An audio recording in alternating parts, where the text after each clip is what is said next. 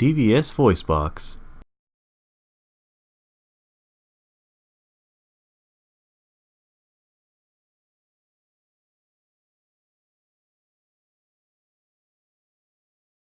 This was back in either 2007 or 2008, I can't remember for sure. It was my birthday, or at least that's what me, my family, and two of my friends were celebrating. Since it was the weekend, my friends were able to stay over that night. My brother and I shared a room together and we had bunk beds, so he was in the room with us. Luckily though, he was friends with them too, so it was all good, not awkward or anything. That night we were trying to sleep, but of course we stayed up to talk about different things. I don't remember for sure what we were talking about, but I mean at the time I was like 13 or 14, so it was probably some stupid teenage stuff.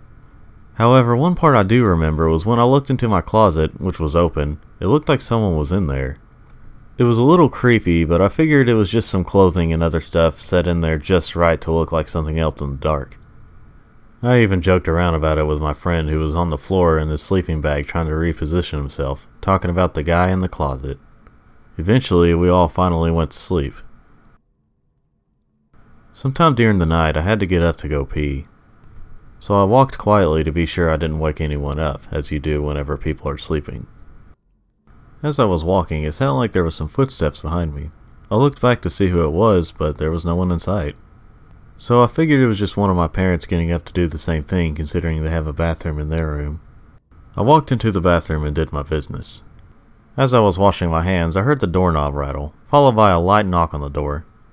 "I'm almost done, hold on," I said. Whoever it was didn't respond. I quietly opened the door, and then my heart dropped. I was expecting one of my friends or siblings to be at the door, but instead it was some tall person dressed in all black, wearing a hood over his head, or at least I thought that's what it was until I saw what it was holding. It was a head that looked like it had been recently torn off because it was dripping with blood. Before I could make any kind of movement, the man told me, "I need your help with this." And that's when I realized it was his own head that he was holding. I tried to run, but then he shoved me against the wall. Then I tried calling for help, but no one seemed to be hearing any of this. My worst fears had immediately come true as the man told me, "No use in calling for them. They're all dead." Just before I started crying, the man told me, "Help me fix this, or you'll end up like them."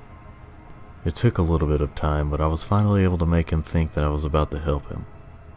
But then as soon as I could, I pushed him out of the way and ran to my room, trying not to look at the corpse of my friends or brother. I checked under the bed for my gun. Luckily, I found it just before the man could come for me. I loaded it up just in time because the man came running into my room, so I shot him in the chest and head, hoping that would do the job. But then he got back up, slowly, and telling me, "Nice job, you almost had me there." Then, as he stood up straight, he said, "Now it's my turn." I stood there in shock, so I couldn't move. I was helpless. Then he came at me. Just as I was closing my eyes for a second, I opened them back up to see that it was daylight, and that I was still in my sleeping bag on the floor. It took me a few seconds, but I was finally able to wake up enough to realize it was all a dream. It was one of those dreams that felt so real I was still shaken up by it. Luckily, I seemed to be alone because it looked like everyone else had woken up and left the room. One of my friends had came in the room and said, "Finally, you were asleep for a while. Hey, let's play some video games." I told him about my crazy dream, but then he just laughed about it. Just as we were walking down the hall, I noticed that he had a scar on his neck. I asked him, "How long have you had that scar on your neck, man?" He looked at me and said, "What scar?" and then just walked into the living room. Then I looked at the way into my bathroom, and my heart just stopped. There were red stains on the floor, and then I looked up and saw that everyone was moving kind of weird. I would finish the rest of the story as I'm writing this, but they said I have to go back to my room, so they gotta put the jacket back on.